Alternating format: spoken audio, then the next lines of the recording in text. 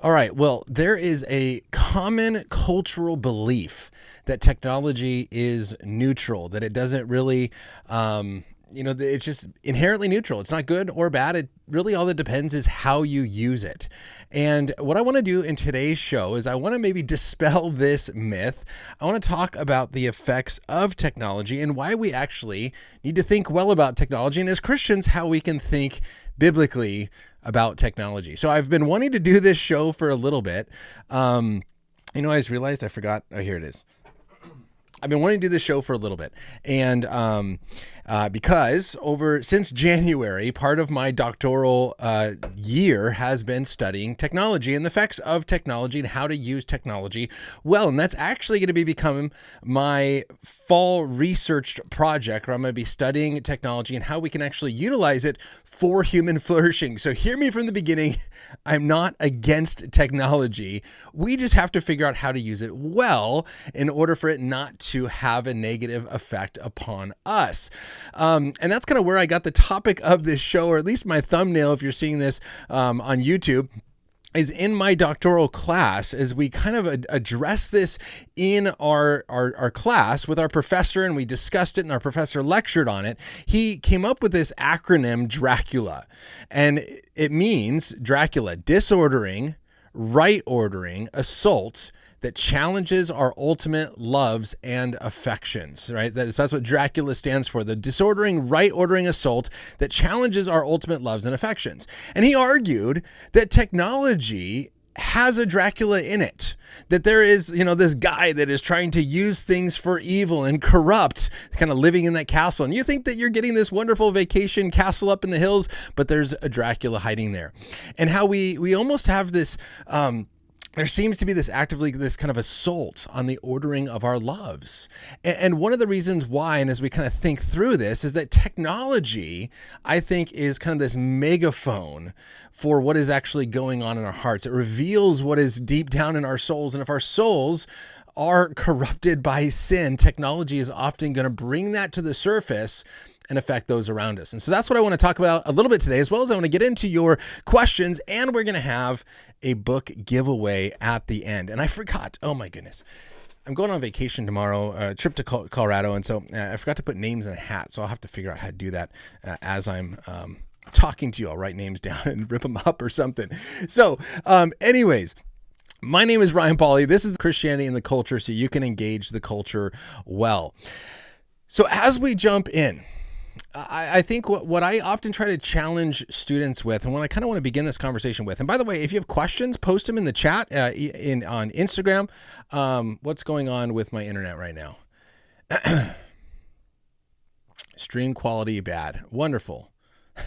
I don't know if you guys see me right now, but I am frozen. It says YouTube is getting no data, and Instagram is completely frozen as well. Is anyone there? Can you see me? Can you hear me? Oh, the joys of technology. Oh, there we go. Looks like I'm maybe back. I don't know. It's not working well. Not enough video to maintain a smooth stream. All right. Well, I hate just continuing, because if you're not seeing me and I'm breaking up, then you don't get any of this. But also, I think it is recording on my computer, so I can post that recording here in a little bit. So I apologize. I don't know what's going on. If it's recording, I can cut this out. Hold on. Sorry if you're watching live. Let me try to figure out. YouTube says I'm back at 2 minutes and 49 seconds, and I'm at 4:50. Instagram is now running again. All right. It looks like I'm back up. I don't know. Okay. It looks like it's back. So sorry about this. I don't know what's going on with my internet right now, but it is freaking out. And I'm getting a lot of error messages. So anyways, what I want to discuss is that students often have this false idea. And what I was saying was, if you have questions, post them in the chat, and you can try to call in as well and discuss your questions with me. And then I'm going to get to the Instagram questions that came in ahead of time at the end. But there's often this understanding that technology itself is inherently neutral, and it just depends on how you use it. You can use it for good, you can use it for bad. You can text someone, "I hate you," and you can text someone, "I love you." And so the phone itself is neutral. You just have to be careful on how you use it. And I think that this is a simple way, an overly simplistic way of understanding tech, from the garden to the city, a theological kind of view of technology, one of the books I had to read for my class. And he talked about the idea of a shovel. And he says, shovel is a type of technology, right? A technology being a tool that we create to use to manipulate and kind of change reality. And the shovel can be used for good or bad. And you have to consider the use of the shovel. So you can use the shovel to dig a hole and plant some flowers, or you can use a shovel to dig a hole and, bury stolen treasure or a body that you just killed, right? So there is a good and bad use of the shovel.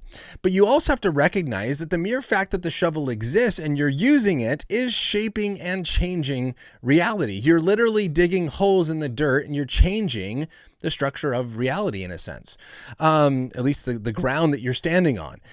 That shovel, though, because it's a tool that you are touching and using, it also has an effect on you.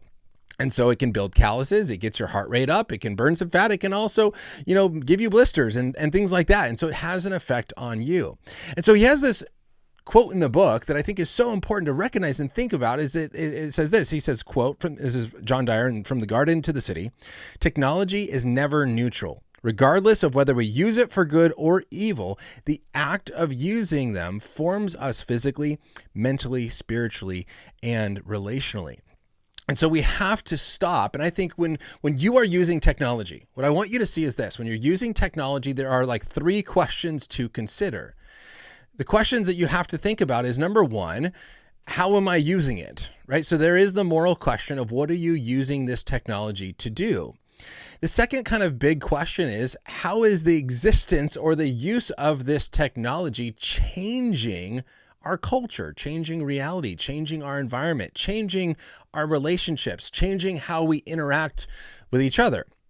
The third question then would be, how is this technology affecting me? These are the things that we have to think about, because if it's true that technology has this way of it's a right ordering assault that challenges our ultimate loves and affections, how is technology challenging us? So as a class, one of the things that we did is we kind of tried to think up of when you think culturally of technology, what's in our cultural imagination for technology? How do people kind of think about technology? How do they view technology? And we talked about all the positives. Technology helps us connect. Right? There's a beautiful, wonderful thing of being able to communicate. I don't have any of my immediate family living here in California. We're spread all out. I have friends across the globe.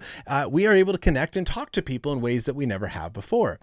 There's also a lot of awe and intrigue that we have with technology. We think of technology, we think of precision and science and control. We think of progress. We are progressing and advancing and getting better and better. And maybe ultimately this progress is like inevitable. It's going to happen. We are becoming better.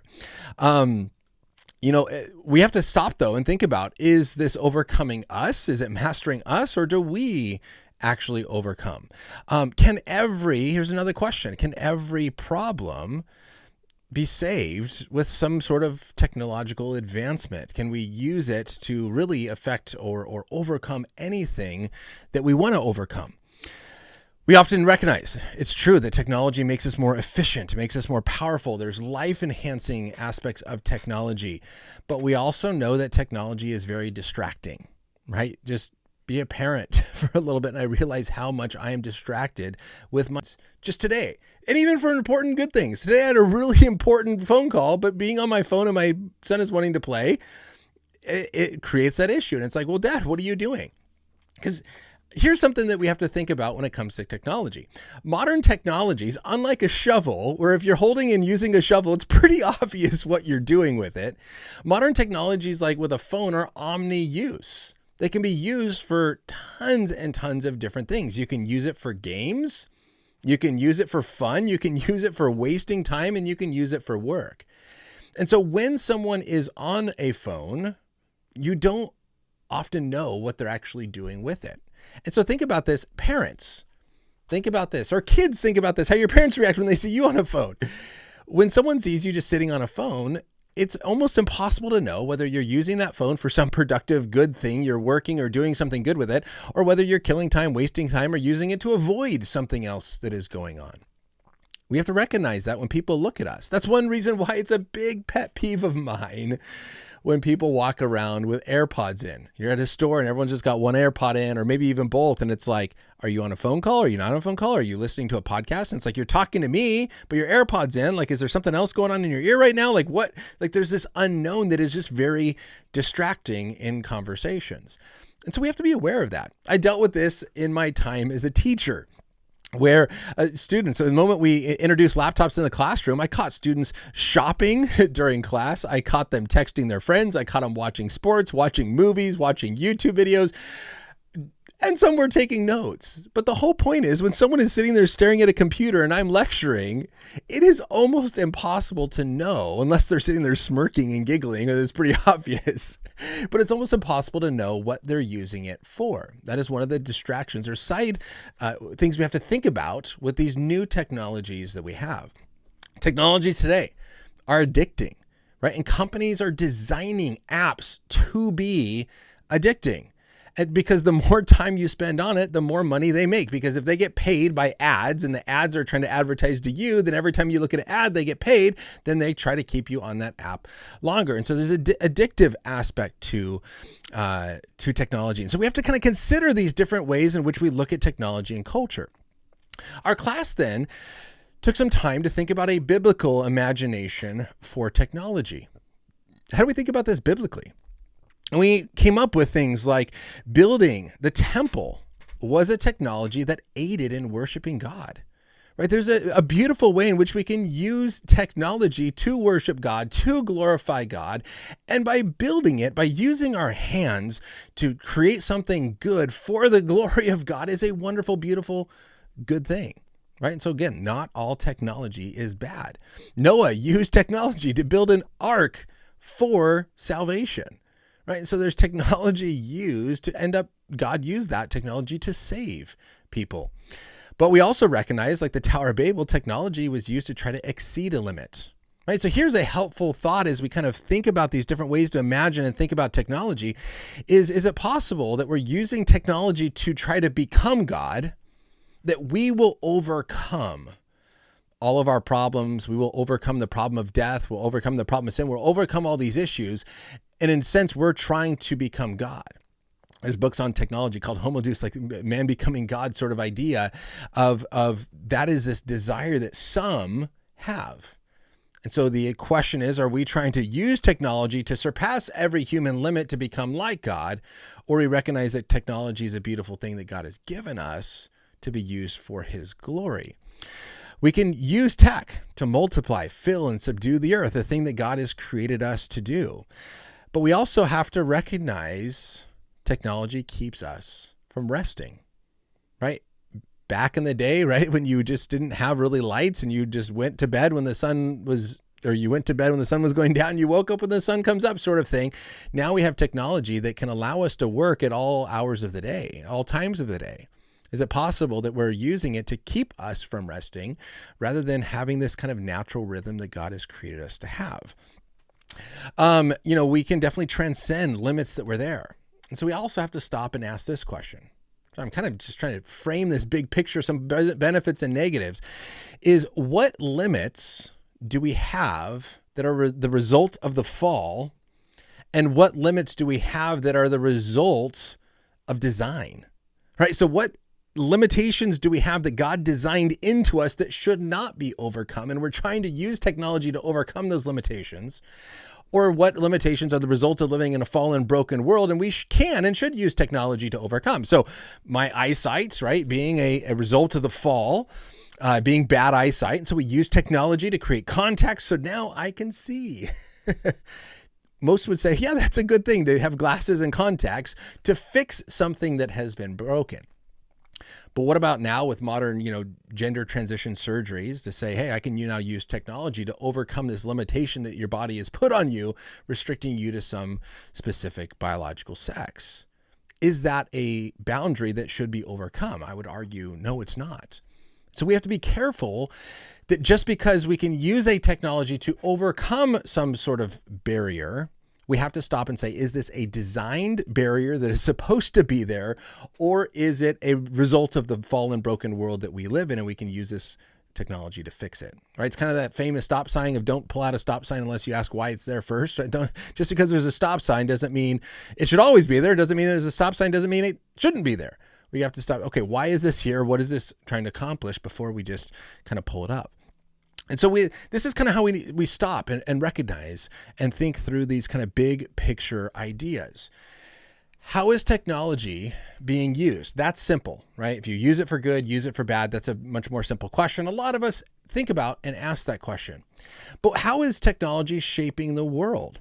Right? Think about how communication is just simply different because of phones. Think about the AirPod example. No one walked around with AirPods in their ear before AirPods existed. It changes the dynamics. It changes how we think about each other, view each other, what we're doing at all times of the day.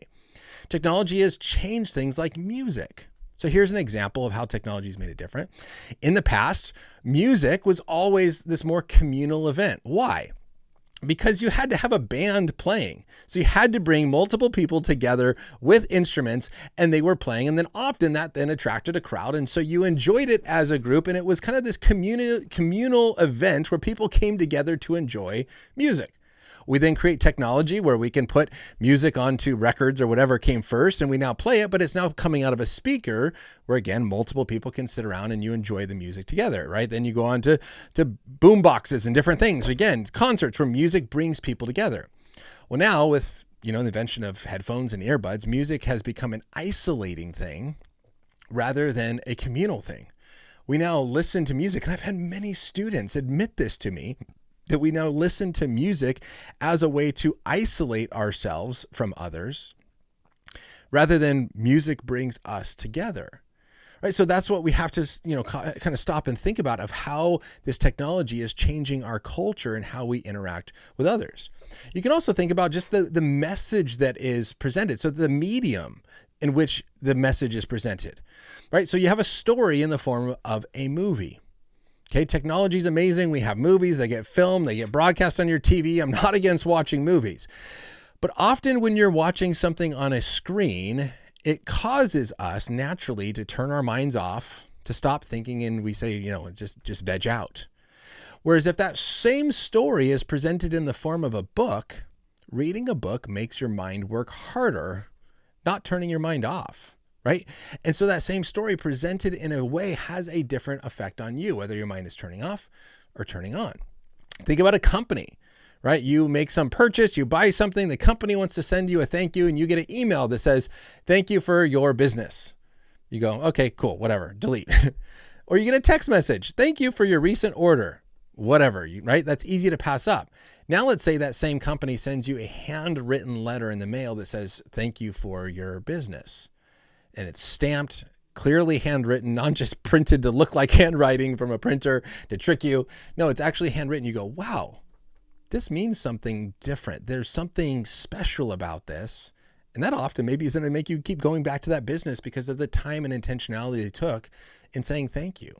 Same message being presented 3 different ways has a different effect on us. And so we have to think about kind of that aspect of how technology is shaping the culture as well as shaping us.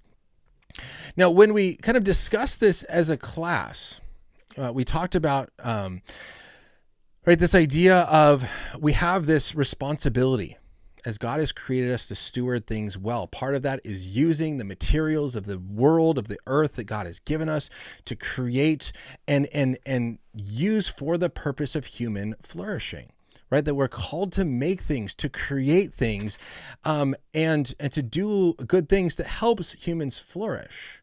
However, I think there are times though when we use technology to make humans invisible, right? To make other things possible. Now humans become invisible where I don't need you anymore. I have my entertainment on my phone. I don't need the friends. I have this. Or even when we are with friends, we are often distracted on the technology that we have. And so we're not actually with them. This is where the book I'm reading right now by the name of, who's the author? Sherry Turkle wrote the book Alone Together. that even though you're physically together, it's almost like we are very alone. And so this is something that has to be stopped. We have to think about of how we are possibly using technology to diminish people, devalue people, rather than empower them and try to help them flourish. I think the other thing in which, talking about how technology shapes our loves and what we focus on is, I think with all of the advances, we have to be careful not to think of everything in simply this kind of mechanistic, where the way in which the ultimate focus, the ultimate priority is efficiency. Because if the ultimate priority is efficiency, then Google search is like your number one answer, right? You get answers quick, you get it solved, and then you get the job done. What this does is it short circuits the relationships around us where we used to have to go to people, right? I was reading a book to my kid this morning where it's a lady, and way back in the day, it lives in a community where she needs eggs. She goes out to her chicken coop and collects eggs. And then she needed some syrup for her pancakes, and she goes out to the guy who has syrup. She needs milk, so she goes to the guy who has farms. And now we've kind of short-circuited this, where everyone just sends everything to a store, and there's goodness to that, but you have to recognize how that now shapes us. We know less people in the community right around us. And so now, if everything is just about efficiency, it's like, hey, I want to maybe go to you just in the most efficient way. I want to get the answer. I want to get my job done. And we start to see people in this way of just, how can you help me? How can I get this done? So one thing I try to do, and this didn't last a super long time, but I tried to use technology to help foster relationships, right? John Dyer talks about this as well in his book, is like, how do we use technology for the purpose of the table, to enrich the face-to-face conversations that we have? So I would, for example, one way I tried to overcome this, now I'm back to Google searching a lot of stuff, but it's like, if I had a real estate question, I think about, who do I know that's a real estate agent? And then call them, ask them my question, but also use that as an opportunity to connect, to reconnect, to catch up and see how they're doing. When I had a banking question, who do I know that's a banker? Call them up. How you doing? How you been? How's the family? Hey, I got a question for you. Right? How do we foster this sort of community where we think first to who in my community might have an answer, rather than just simply efficiency, where we use that technology to foster and build that relationship? The other issue that we sometimes have to be careful of is that students have told me, right, that when they are so flooded with technology, and all technology is about entertainment, that it's hard not to look at others as, you are my entertainment. You're here to entertain me. And if you are boring, there's something wrong with you. If you bore me, there's something wrong with you. Maybe that I'm the one who's broken and bored by this genuine conversation because it's not got all the bells and whistles and explosions. We start to sometimes look at people as, you are there for my amusement, rather than, hey, how can I love you? How can I care about you? Now, as I kind of try to wrap this up, because I don't want to spend forever talking about this, what we have to kind of think through is this idea that technology often empowers whatever it finds. And so we have to ask these deeper kind of questions of, with this technology, whatever we adopt, whatever it is, what have I gained? But what have I lost? Right? What have I gained? What have I lost? Right? So think of Google searching. I've gained speed. I've gained efficiency. I maybe gained more accuracy. But what have I lost? I've lost friends that I would go to, a community that I would go to for answers. It's interesting. So part of our class, I felt so dumb after doing this. Part of our class, we were studying creation care. And we went down to the beach and to just spend a few hours at the beach, just reflecting on all the things we learned about creation care and how to, care for the environment, and all that kind of stuff from a biblical view, and just taking in God's beautiful creation at the beach. And as I'm walking along the coast of California, this beach I've been to before, I noticed a lobster tail. And I thought, that's strange. You hear about Maine lobsters. I've never heard of a California lobster, and I've never seen a lobster tail on the beach. I thought, that's strange. Are there lobsters in this water? Or maybe someone came down here and had a lobster dinner, ditched the tail in the sand, and left. And then I saw another lobster tail, and I was like, okay, this is super weird. So then I pull out my phone and I Google search, are there lobsters off the coast of California? And sure enough, Google says, yeah, there are lobsters off the coast of California. I went, what do you know? There's lobsters off the coast of California.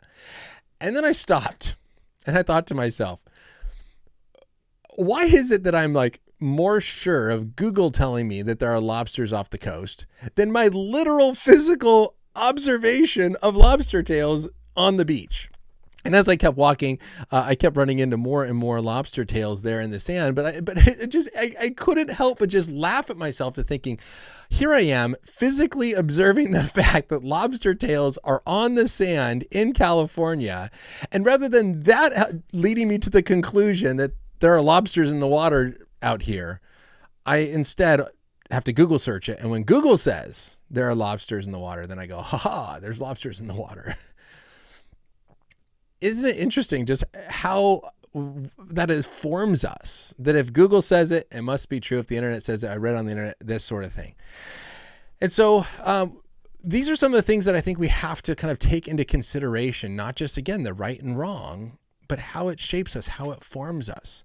One of the questions I was asking myself is I was at the park and I was videotaping my son going down a slide. My son's riding his bike and enjoying stuff, and we're wanting to get a good video of it. There's nothing wrong with that. And then I just stopped and I asked myself this question. Is my son going to have his major life accomplishments? When he looks up at a major life accomplishment, is he going to see this? Is he going to see the back of my phone? Is he going to see this right here? Or is he going to see my eyes? Now, I didn't stop for a ton of time and really process through the implications of all that, but it's like, man, is my boy, when he has a major life accomplishment, is he going to see my eyes? Is he going to see dad looking at him going, wow, I'm proud of you, I love you? Or is he going to see the back of my phone because I have this obsession with making sure I get everything on video? Like, if that doesn't, like, that made me stop and go, what am I losing? What am I gaining? How is this idea that because I can record everything, now I should record everything? How is that forming me? How is that shaping me? How is that interacting with my son? And again, if my phone is this omni-use thing that can be used for anything, how does he know I'm not sitting here texting rather than actually getting a video? Well, I guess if I show him the video after, he knows I'm videotaping. But these are the sort of things I think we have to stop and think about and go, how is this technology after, how is it shaping us? We recognize, actually,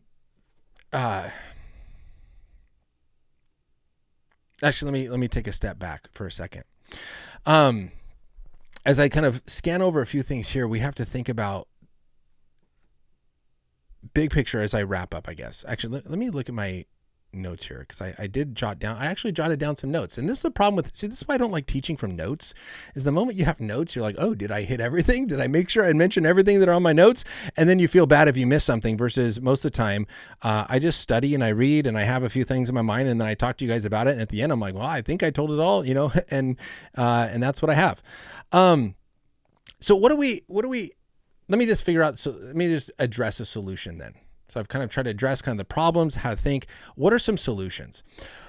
Well, some researchers have suggested that it's just about using technology less, right? And they want to say that social media is like sugar, that if you use it a lot, then that's what's bad. But in small dosages, it's okay. It's harmless.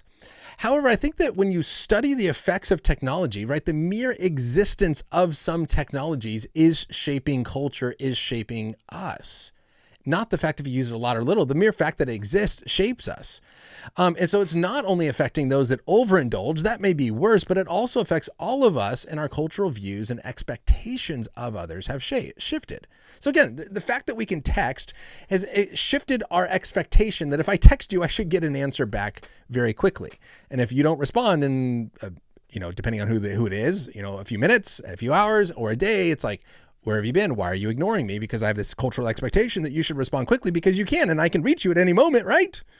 Because I can send something instantly, you should be able to respond quickly. And if you haven't responded within a few hours or a day or so, something is wrong, right? It shifts our expectations, not if you over text, but just the mere fact that texting exists, right? And so, Jonathan Haidt says the toxicity comes from the very nature of the platform. Now he's talking about effects of Instagram on girls, he says the toxicity comes from the very nature of the platform that girls use to post photographs of themselves and then wait for public judgments of others. The toxicity isn't from overuse, but simply through a single usage, right? And so that's one thing that we have to think about in solutions. So the simplistic solutions of just use your phone less, spend less time on technology is not necessarily going to solve everything. Well, that's good. And we do need to have limits and boundaries. We also have to recognize, again, it's not just the usage of it, but it is the existence of it as well. A lot of people will say we have to delay the usage of it. And the reason for it is this. We're not trying to seclude kids into bubbles. Many people say like Instagram, social media, and smartphones should be delayed until at least 16 to 18 years old. And the idea is, again, not to isolate kids from these things, although there are things that we should isolate kids from.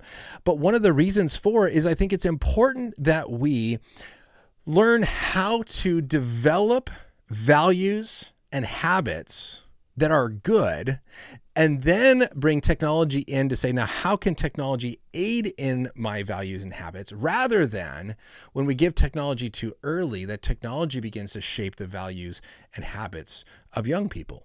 And so if we delay the use of technology, I think that we give our young people more time to develop healthy habits, to develop the ability to have face-to-face conversations and these sort of things, that then when technology gets added, hopefully then it aids and flourishes and builds on top of that rather than shaping it themselves.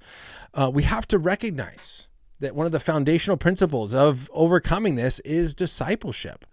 We have to provide a theological view for our students of identity, value, and purpose, that we're valuable human beings created in the image of God. We're not just objects to be used for personal pleasure, right? It's the foundation of their values, not like their values. Their value is not on their likes, on their follower count, or the praises they receive from others. And it's easy when we are just instantly on social media from a young age, we start to build that sort of value. My value comes from how many followers and likes that I have. The second reason that we have to be discipling them and giving our students, I think, a Christian view of technology, is that technology should be used to help us fulfill the call of Christ in our lives, and that is to love God and love our neighbors. Do we talk about technology, as I mentioned before, as Dyer mentioned, being for the table, right? Where he says, quote, everything we do with our tools should be directed towards enriching the few precious face-to-face encounters we have in our busy world. And so part of delaying social media use is to allow students from being accustomed to constant stimulation, to being accustomed to constant connectivity, from being accustomed to all conversations happen through a device, through messaging. And so we can now stop and say, hey, how am I using it? Is this good or bad? How did this just change me? Right? A 16 or 18-year-old might have a better understanding when they first get a phone. Wow, how did this phone change me? Than if that is just what's normal and the kid has always had a phone sort of perspective. And so how do we strive? The idea here is, how do we strive to use technology as a tool that helps us fulfill God's call in our life? Now, there's a ton more that I could say, but I didn't want to spend a ton of time here because I did want to get to questions. But I hope maybe this little perspective will help you think through how really technology has this Dracula inside it, has this ability to disorder the right ordering loves that we have. What was the quote exactly? Let me say it again. Technology, the Dracula, is a disordering of the right ordering assault that challenges our ultimate loves and affections. What do we ultimate love? Is it efficiency? Is it connectivity? Is it entertainment, being entertained? Or is the ultimate love and affections people, our family, our friends, and how do we use it to help them? And really it stimulates or it amplifies what is deep down inside of us. And if there's brokenness there, it's going to bring that out. But if we start to shape our students with values and character, then often that can come out through technology use as well. So ton more that could be said maybe, but yeah, hopefully that kind of gives you a brief kind of thought introduction to this topic of thinking biblically about technology. It's not just about it being neutral. How do I use it? But how's it shaping culture? How's it shaping our expectations of others, as well as how's it shaping ourselves? And some things to think about there. Hopefully that was beneficial. All right.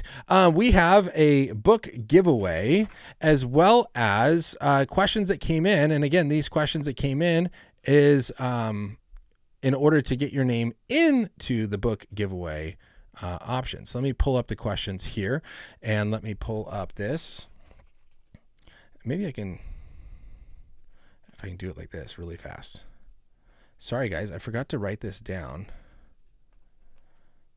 Let's see who.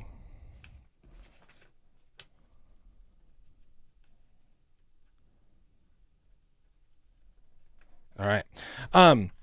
So some questions came in ahead of time, as well as if you have questions, feel free to send those in on the live chat, whether on Instagram or YouTube, and I'll do my best to get to those as we move along. But question number one that came in ahead of time was, why couldn't God just remove humans after the first sin? I get the desire here, right? And I think it's a good desire that we don't like the evil, the fallenness, the brokenness that comes as a result of sin in the world. So it's like, man, what could God have done differently? And the simple question is, okay, well, why couldn't God simply just, sorry if I'm not looking, I'm ripping up the paper to do the drawing. Why couldn't God just simply remove humans before the sin? There we go, I'm done. Now, in one sense, you can say, well, he could. God could have chosen to do things that way. Why didn't he? I don't know. I learned from Greg Kokel. He says this all the time, and I think it's true. If we ask the question, why didn't God? The answer is often, I don't know, unless God told us, right? Same thing as a teacher. It's like, well, why didn't Mr. Pauly do this? Well, you only know why I didn't do it or why I did do it if I told you why I did or did not do it. If I didn't tell you, then you just are left to guess. And so God didn't tell us directly, here's why I didn't just end humanity after Adam and Eve. And so we have to make some kind of speculations and some guesses based on other things that we see in Scripture. So here's a few things to consider on why didn't God just remove sin or the humans after the first sin? Well, think about this. A few chapters after Genesis, we have Noah and his family, where God does destroy all the evil in the world. So you have all this evil and corruption that has filled the world, where every thought is evil continually. And he finds this righteous family, Noah and his family, and he rescues them through an ark. What happens? Almost instantly after, sin comes back into the world, and our world is still fallen. That did not fix everything. And so the question is, well, couldn't God just restart? Well, he kind of did try a restart, and it went bad again because of human nature, because of our fallenness, because of original sin. Well, why didn't he just end it with Adam and Eve? Well, I guess he could have, but then there'd be two people in heaven. Is that really better? Is that better to just have Adam and Eve in heaven than to have millions or billions? Who knows how many people will ultimately be in heaven, have eternal life. And so we kind of have to ask the question, is that really a better world? And if God's desire is for people, if he created everything for people to be in a relationship with him, then it makes sense that to allow more people to be in a relationship with him in one sense is better. Now, you do get more people separated from God, and there's a lot of issues and challenges here. But the question then becomes, why are we separated? Is this unfair, unjust thing? And I actually want to do a show on this because I posted on Instagram on someone else's account a while back about the nature of hell, and I got a ton of responses back. And I was thinking about doing a show kind of going through these different responses from all these individuals that thought that the idea of hell and eternal conscious torment is this kind of horrible, terrible, negative thing. And so the question is, well, why would God allow things to continue on knowing what was going to happen? And I think a few things that come to mind when we talk about kind of why does God allow evil in general is that this would have removed the benefits of being in this life, the things that we learn, the joys and pleasures that God has created us to have in this life. We would not be able to have these things. The people would not even exist if God simply just removed humans after the first sin. We also recognize that sin, one of the responses to why God allows evil, is what's called a soul-making defense, that it's the sin and the brokenness that's actually forming our souls, to where we learn, patience. God is patient with us. Well, what does that mean? Well, I have to be patient with others. And God has forgiven us. Well, what does that mean? Well, I have to forgive others. And God is peace. Well, what do I mean? What do I understand peaceful? Because I can see chaos over there. And so when we have to go through hardship and trials and suffering and death and chaos, we can make sense of the sacrifice that Jesus made dying on the cross, because we understand sacrifice and we understand death.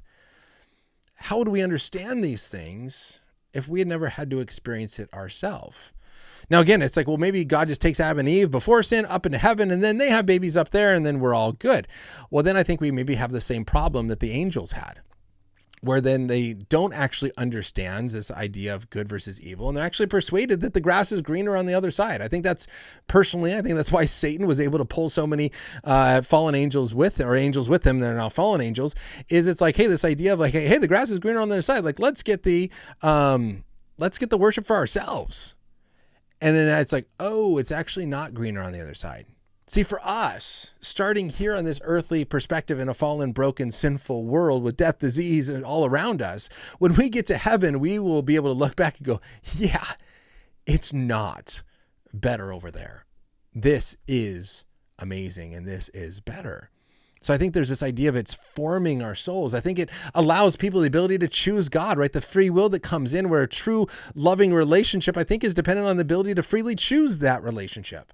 Rather than forcing people into heaven and then being there, God is giving us this life to make choice, right? Choose this day whom you will serve. But for me and my house, we will serve the Lord. Like, there's this call throughout all of Scripture on choosing God and why to choose God. And so God has created us. He's given us the ability to choose us, or to choose ourselves, or to choose Jesus. Whether I want to try to be Lord of my life or I want Jesus to be Lord of my life. And this choice then allows us to enter into this loving relationship with God. I think another argument for why God allows evil that could apply here is this idea of understanding the greater good. So there's a free will argument that I just went over. There's also the greater good argument, where I allow pain in my kid's life, like getting vaccinations or whatever, or falling on a bicycle, because it's teaching him something valuable. Or there's a greater good in it. It's a greater protection in the future.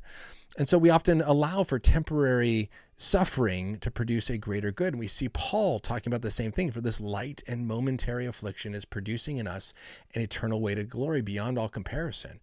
Is it possible that God didn't just pull us all out after the first sin, because that would have removed his whole plan of redemption through Jesus Christ? Notice that. He could have just pulled us all out, and who knows what would have happened then. Instead, he says, I'm going to choose to leave you there, allow you to grow, have free will, make choices. There's a greater good, but I'm instantly now going to start this plan of redemption, right? Where I'm going to plan to redeem you, restore you. And the plan of Jesus kind of gets set in motion, so to speak, where Jesus comes and restores all things, heals the brokenness that we cause. God never just sat back and said, oh, sorry, too bad for you. You messed it up. So is it possible that God is allowing us to stay here to learn some things for a greater good? And so it's hard to say this in every circumstance. We can't directly apply this to every single situation. There's probably other ways to think about this, but I think these are some thoughts to consider of why didn't God just end it right at the beginning? And I think, look, if God knows all things, here's maybe the last part. My 2-year-old, if I go take him in for, whatever, some vaccinations or whatever, he might go, God, Dad, this makes no sense. Why wouldn't you just stop the doctor? And it's like, well, you don't understand now. One day you will. But in his limited mind, he thinks this is something that should have been stopped. It would have been better if it would have been stopped. And in my slightly more knowledge, I go, you just don't understand now, but you'll get it one day. Right? And I often talk about this. The knowledge gap between me and my son's like this. What's the knowledge gap between us and God? Where if God really is all knowing, and he is, and he goes, trust me, I know that this is good. If God is good and all knowing, and he knows the future, and he still is doing something, then we have to recognize, and that is the greatest thing that can happen. And even though I don't understand it, it doesn't make sense to me. I have to go, look, I just don't understand. My limited, finite knowledge thinks my way would be better. Why do I think I would know better than God? And so I think even though things are difficult, sometimes things don't make sense. Things are hard to understand. Look, just this morning, my complex I live in is at the corner of a street. And there's a high school right on the other side. Just this morning, like 4 or 5 high school kids ran the red light, got blindsided, terrible car accident. The intersection was closed for the last 4 hours. 3 ambulances came to take the kids away. Have no idea what happened to them. Fire trucks are there, police cars, closed down everything. Why? And of course, YouTube just cut out. Why would God allow that to happen? I don't know. Is there a greater good? Is there soul making? Is there free will choices? Is there benefits? I don't know. But do I trust him that he is sovereign, in control, and has things figured out? Or do I think, no, my way is better? And that's hard. And it doesn't always make sense. But that's where we say, God, I trust you, even when things don't make sense. And I think I want to do a show a little bit on the nature of faith, and maybe we'll do it in a couple of weeks. But I think it kind of speaks into that a little bit. All right, next question here that I wanted to get to is on, that came in is kids in homosexual versus heterosexual homes. Is there a difference? And a lot of studies are coming out showing that there is no difference in the kid.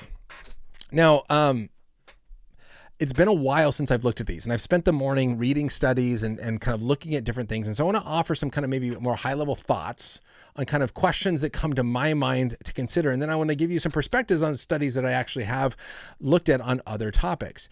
So for example, if a study comes out and says there is no difference whatsoever on kids growing up in a same-sex home versus a heterosexual home, opposite-sex home, see, it's the same. My first question would go, okay, but are they evaluating all of the differences? Now, here's why I asked this question. On some studies that I actually did spend time looking at with the effects of technology, what the researchers would say is, if you just say, what is the effect of technology on kids? It's like very inconclusive. Why? Because boys are affected different than girls. Younger kids are affected differently than older kids. And not all technology affects kids the same. Video games has one sort of effect. Social media has another effect. And even different social media apps designed for different things have different types of effects. And so the studies were showing that if you just ask a more general question of what effect does technology have on kids, it's like super inconclusive. And it's like not really any. It's some positive, some negative, and kids are okay.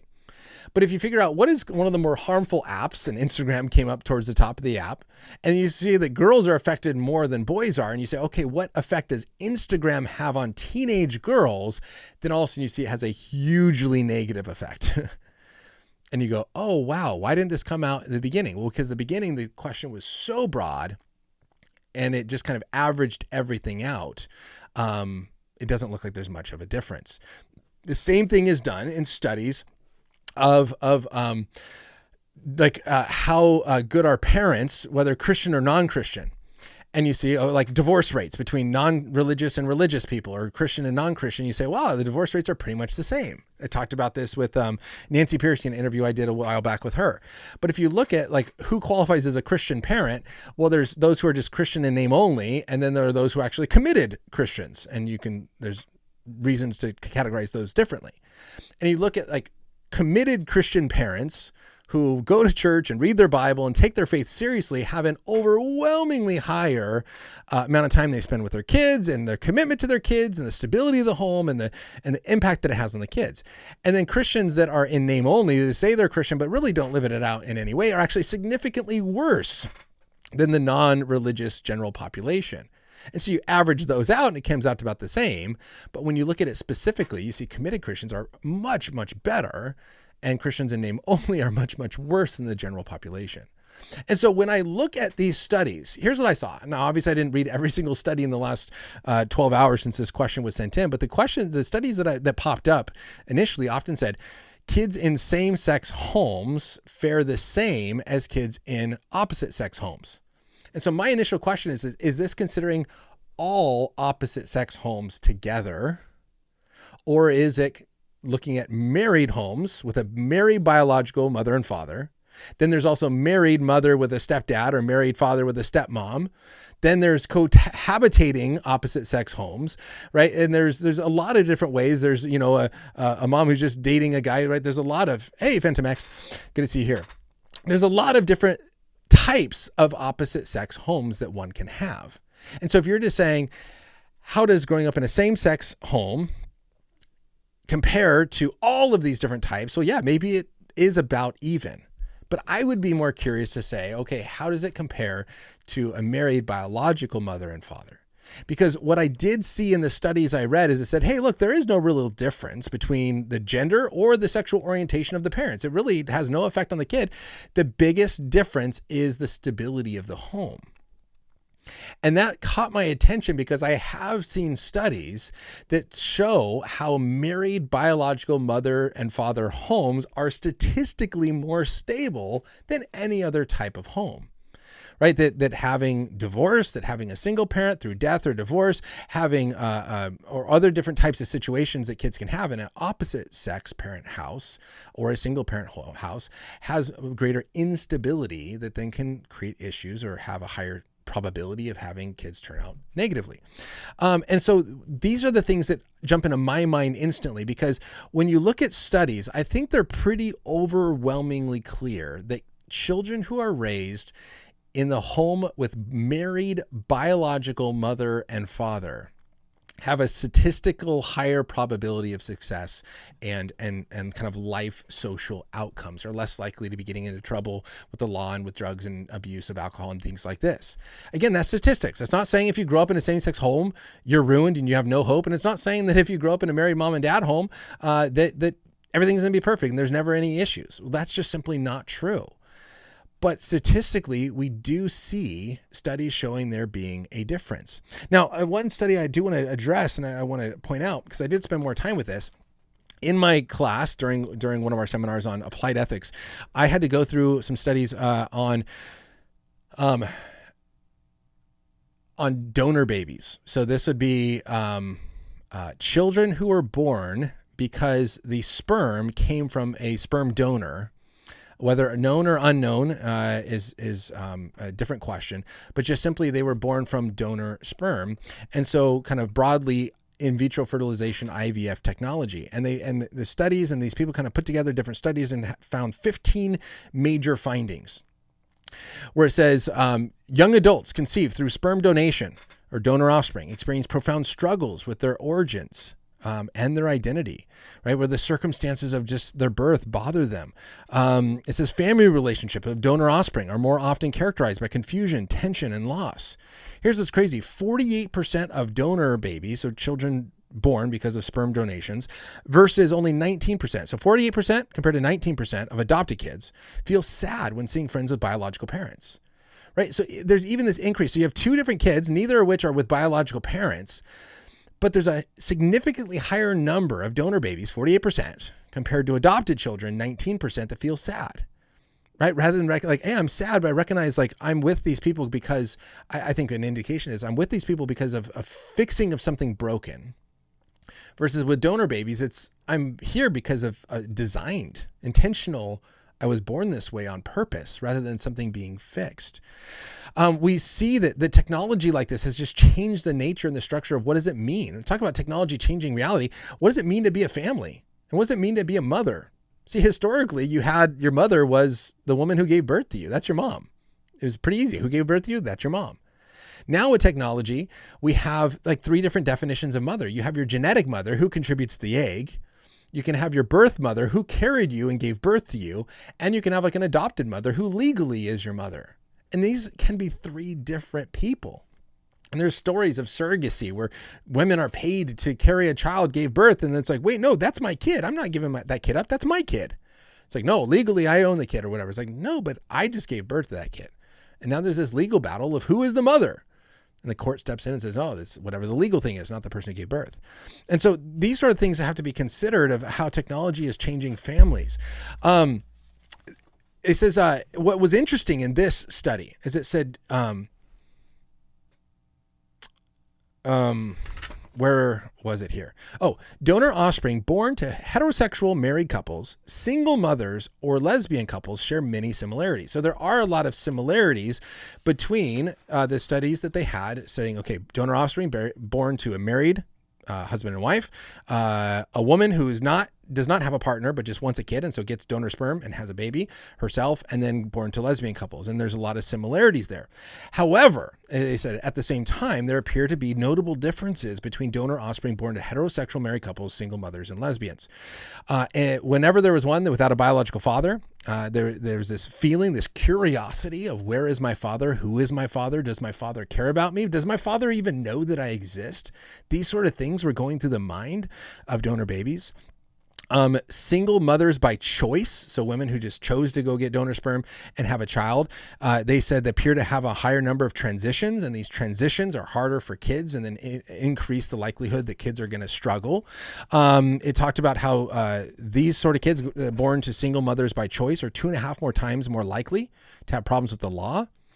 What's interesting is those born to lesbian couples and single mothers, 1/3, 33% of the children born, donor baby children, believe or said that they think it's wrong to deliberately conceive a fatherless child.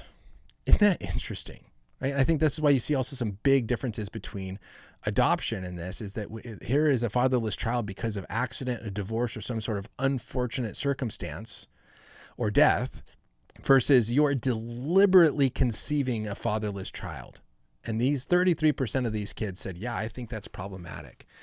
This study found that donor babies born to lesbian couples are 2 times more likely to report substance abuse. And so we have to recognize, and so this is another thing I'm thinking about, it is we have studies that show that the most stable environment is with a mother and a father who are married that gave birth to you naturally. This is where children have the highest probability for success, if you want to put it that way. And other circumstances doesn't mean you're going to be unsuccessful, but it is difficult. It raises questions. It raises thoughts in kids' minds of, how was I conceived? Is it right that money was exchanged? That was one thing. Like, kids were bothered that money was paid for them. Like, that just kind of bothered them. And so we have to consider this, that studies are pretty much overwhelming, that married mother and father is the best environment for kids to be raised. And so any other environment is a negative, is something difficult that has to be overcome. Doesn't mean it's worse than others, right? It'd be worse to just leave a kid in foster care than adopt them and have them not be with a biological mother and father. So there's definitely worse. And so we have to ask this question, is what is good for the kid? This is what I often found in this study specifically, and I think it kind of applies here, is, do we have a right to kids? I wrote this in the side over here, where it says, well over 61% of donor offspring say they favor the practice of, hold on a second.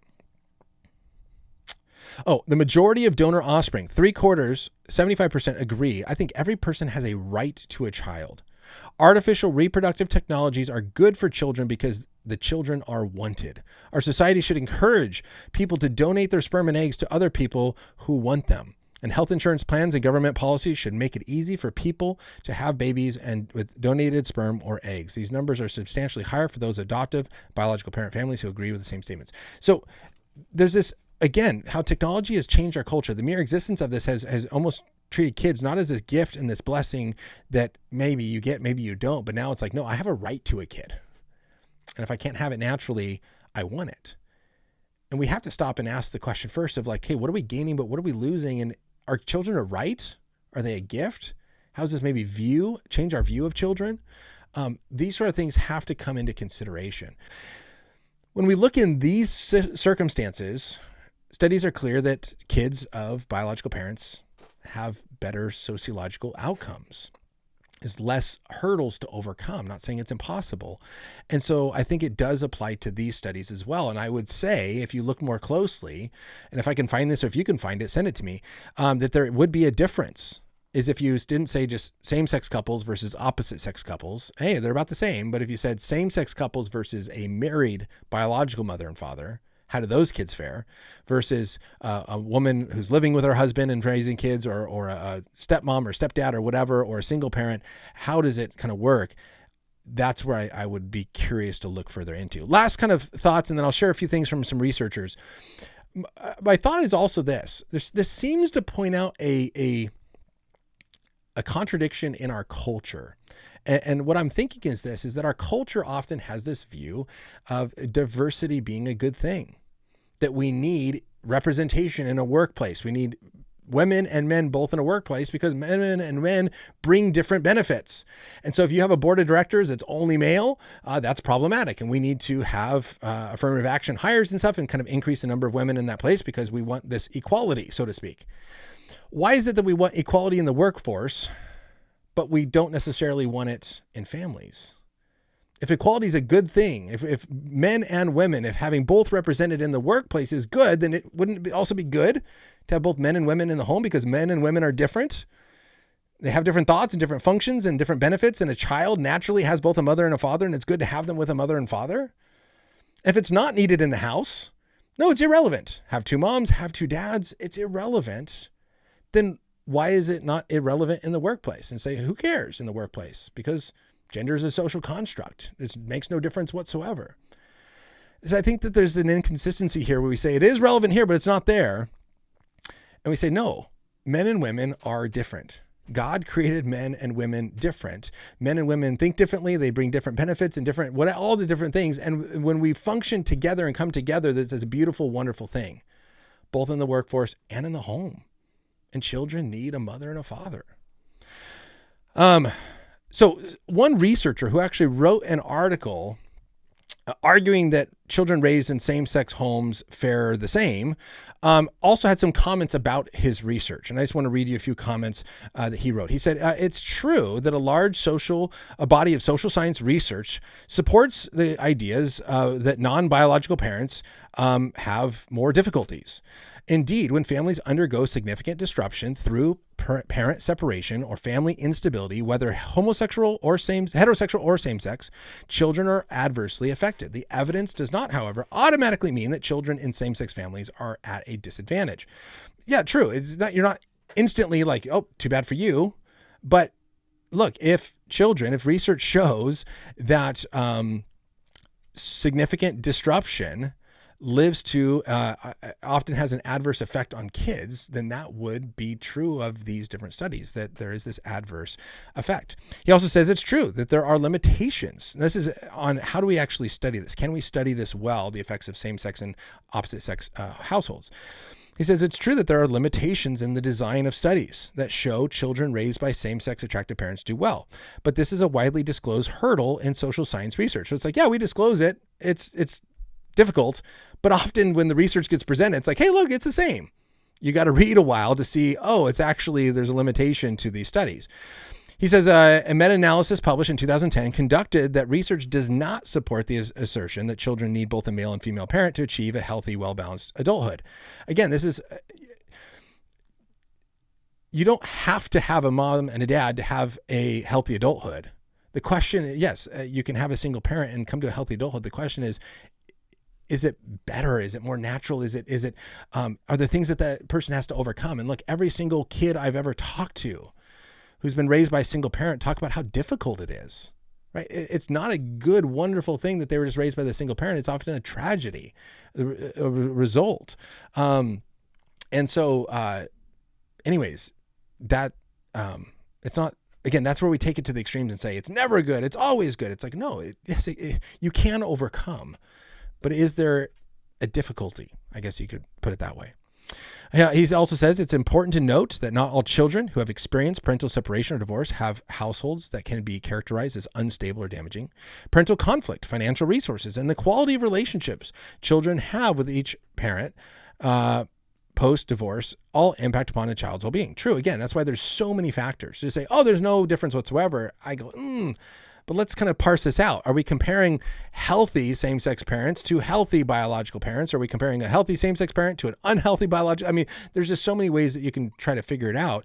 The question is, are we kind of comparing similar situations here and seeing, is there a difference? Last thing he says here, he says, the problem with random samples is that they tend to draw very small samples of same-sex parents, which makes statistical comparison difficult and often unreliable. It is very difficult to avoid convenience samples and still derive an adequate sample size of same-sex parents. So again, just the difficulty they have of even doing these studies to begin with, because if you go random, then your group is so small that it's not really an equal comparison. So then you have to do kind of convenient sampling, and then how does that alter the results? And so all that to say is I haven't looked at every single one of these studies. I can't in the last 12 hours since this question was sent in, but here's a few thoughts to think through on how to kind of consider this. And when you look at just sociological data in general on kids in married biological mother-father homes compared to not, there is a significant increase in well-being for that child overall, statistically. And so I think that plays a role here, as well as what I mentioned about IVF and others. So, man, there's so much here. It's a politically hot button topic that kind of, I think that can also kind of skew things, is then people get biased on different sides and anyways, trying to prove their point, and it just becomes difficult. So maybe that's a few things to address there. Then Phantom X, I'll get to your question here in a moment. One more question from this, and then I do have to end. Ooh, hour and 4 minutes. I had 2 more questions. What do you think about supernatural paranormal stuff? I think it's true. I believe the Bible when it says people are filled with people had demons, that they cast demons out.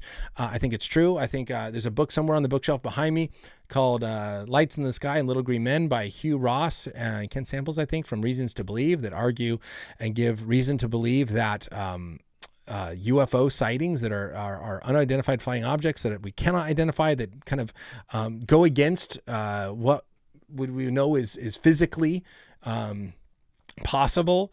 There's a good reason to believe that might be demonic activity. So I believe that paranormal stuff is real. That's why I stay away. It's not anything to mess with. There is a spiritual world. And so, I think scripture is clear, angels and demons, and how Satan is trying to impact us and influence us. And I think that what Christians can do is that we can fall on extremes.